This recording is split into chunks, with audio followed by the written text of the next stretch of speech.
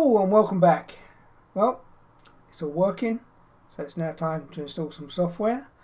I'm going to install some drivers, the graphics drivers, the chipset drivers, and I'm going to be installing some RGB controller software. But first, let's have a look at the BIOS setup. When you boot your computer up and go into the BIOS, it should by default be set in easy mode. First things I did was just check everything looks like it's running in here that I would expect. You know, motherboard name, the processor has been identified correctly, the right RAM. You do need to set this, the XMP profile, which you can do here in simple mode. Have a look at the fans, just to make sure that all the fans you connected are spinning and working and being seen by the system. Look at the system temps and stuff, make sure they look sensible. So, settings. Do the settings and change the settings. I normally go into advanced mode. And in advanced mode,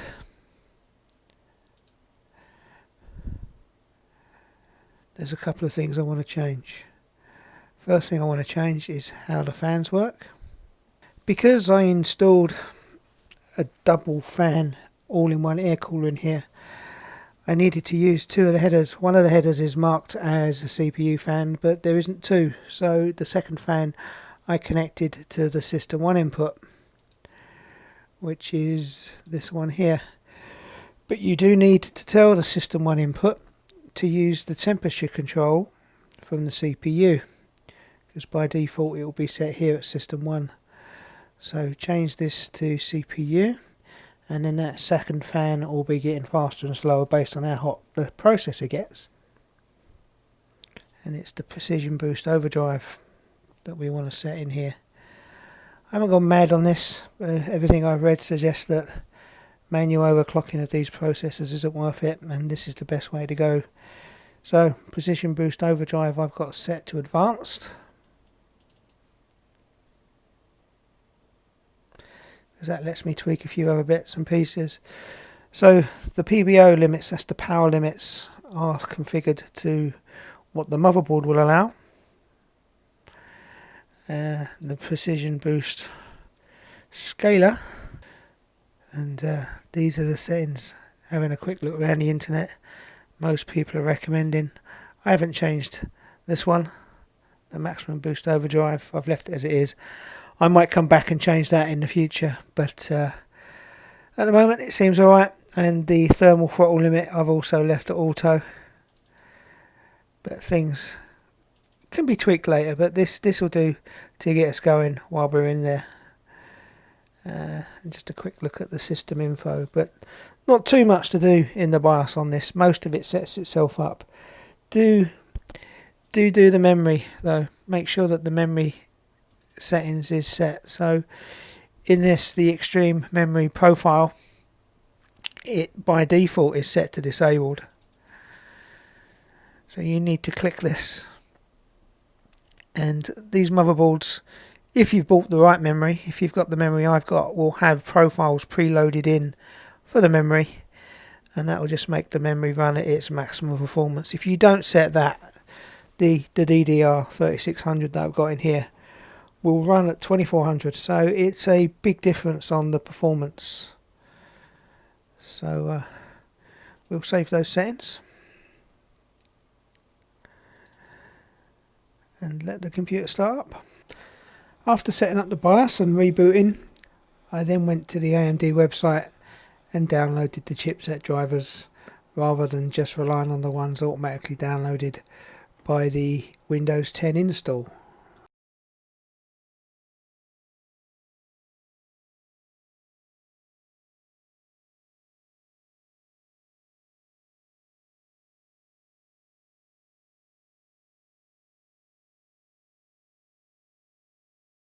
I installed all of the chipset drivers.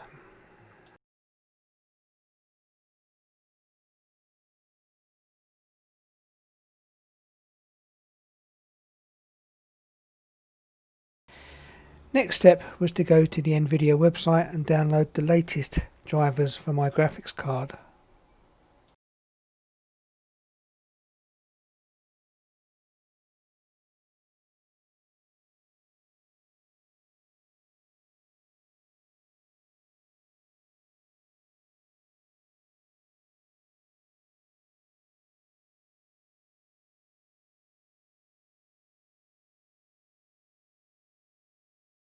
Next step after the reboot was to go to the NZXT website to download the NZXT software for the case, fan and RGB controller, and also the NZXT all-in-one cooler RGB lighting controller.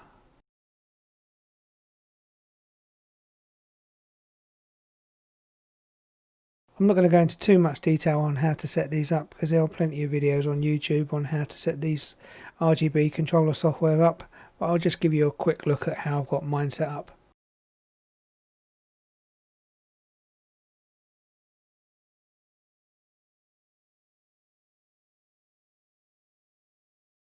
Next one is the Corsair IQ software.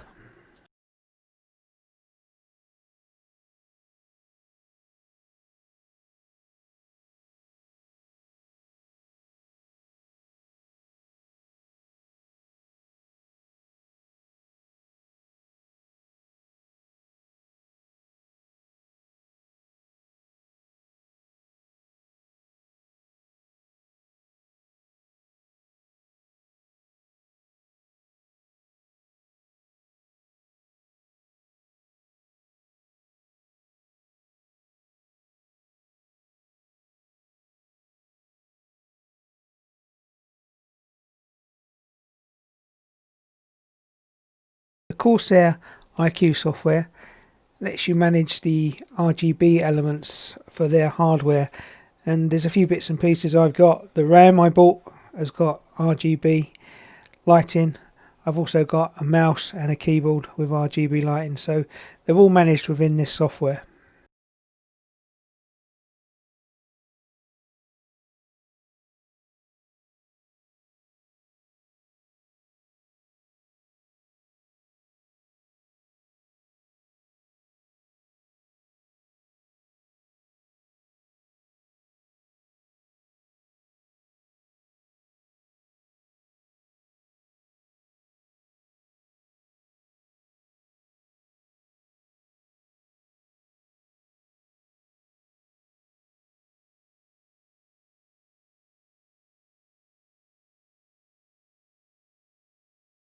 Next up is the Aorus motherboard control software.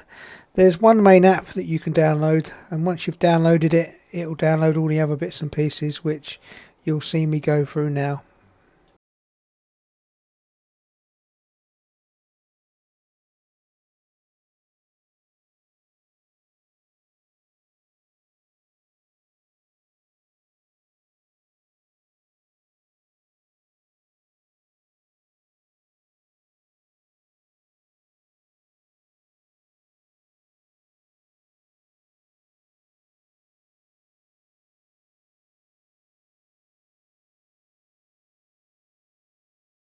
I downloaded the App Center and the RGB control software for the motherboard.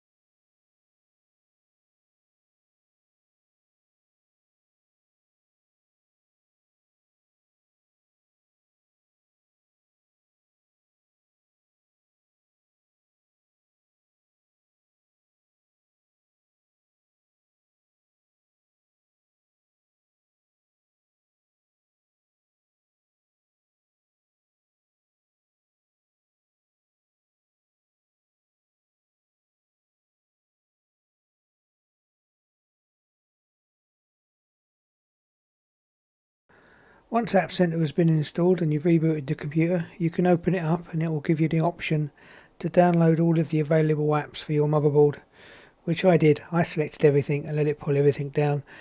I haven't used most of them, but I have used the BIOS update tool and I've used the fan controller, which I'll show you a little bit later.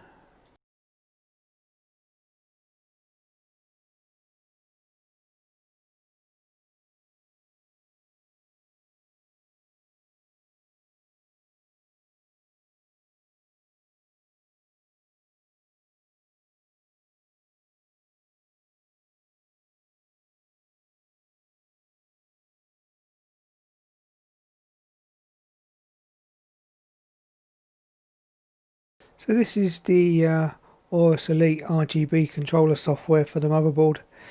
It's not a great piece of software, to be honest with you. You can change things, you can set the lights, but they seem to keep going. But once you've closed the software, it stops, and even on a reboot it seems to cycle once but doesn't keep going. It's bizarre. I need to work out what's going on with it, but I'm not too fussed.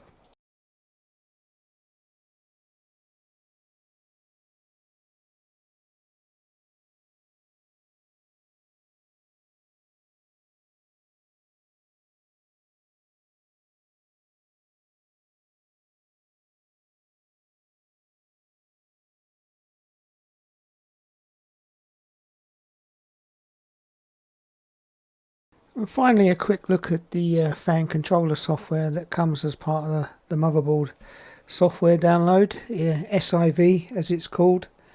It pretty much replicates what you can do in the BIOS, but it's nice that you can tweak and fiddle with it from the desktop rather than having to go in and out of the BIOS. So a quick overview of that.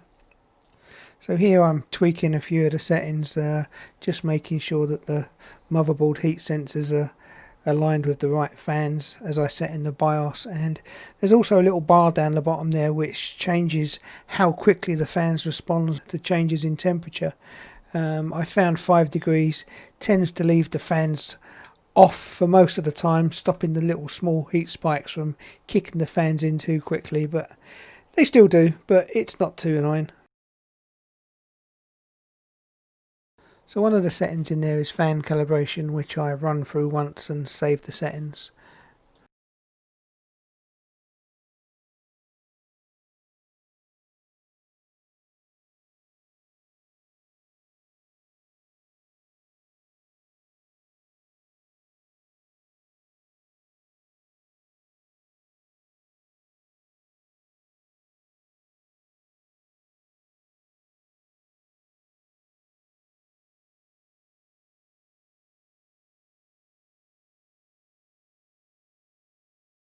One last piece of hardware I added to the computer after it was built was a 2TB hard disk, just a standard hard disk, a 7200 RPM hard disk, so a reasonably fast standard disk, but one just to store bits and pieces on data, video, that sort of stuff that didn't need to clog up the fast M.2 that's in there. In the bottom of the case behind the power supply is the 3.5-inch disc frame. It holds three 3.5-inch drives and unscrews through the bottom of the case.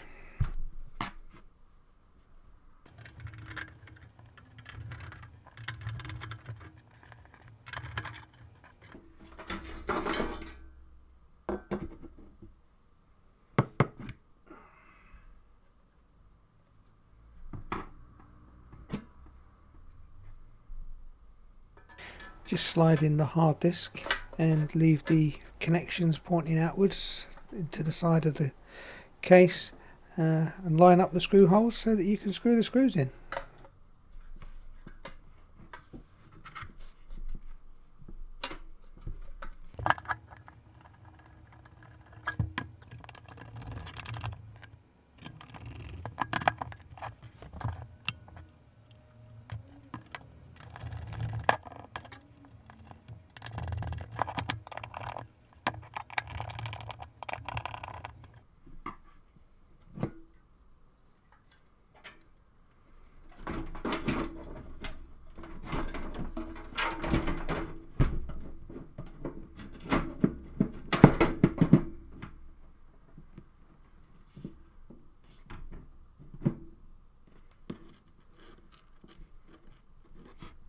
Putting the hard disk frame back in the case is just the reverse process of how it came out.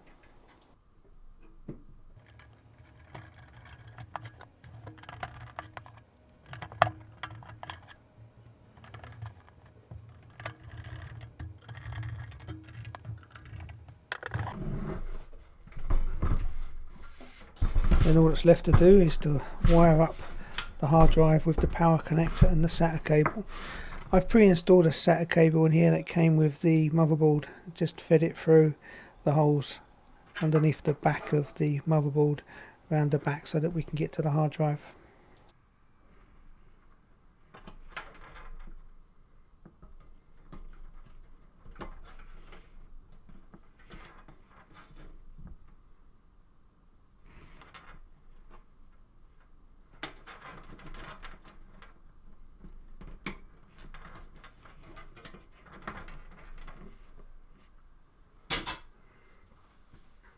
The last thing I want to talk about with this case is the ability to vertically mount the graphics card. I wouldn't recommend it. I had it in here, as you can see in the picture, for 15-20 minutes, and there's just not enough airflow between the fans and the glass. There's less than a centimetre of space, and after 20 minutes the glass was hot, really hot to the touch. So I would not recommend anybody installs a graphics card, especially a big graphics card, vertically in this case. It's time to start playing some games. Thank you for watching along with my computer build. I've got all sorts of games to test this new rig out on, and we'll be looking at how well this new gaming rig runs them. Plus I've got 1 or 2 bits of hardware on their way to me, which I shall be opening up and showing you how they work on the channel too.